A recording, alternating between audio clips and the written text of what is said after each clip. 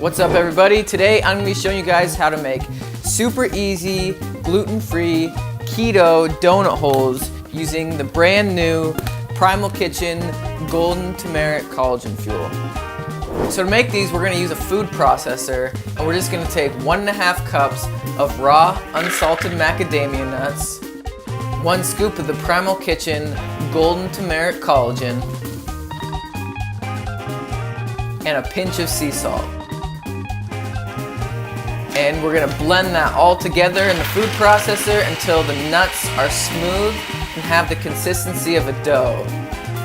Next, we're going to take our nut dough and we're going to shape it into balls.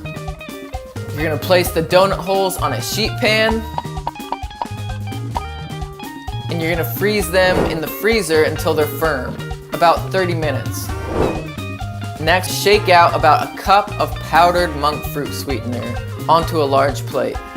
You're going to take each donut hole and you're going to roll it around through the powdered monk fruit until it's completely covered. And there you go, it's that easy. Try it out for yourself, let us know how it goes in the comments, and thanks for watching.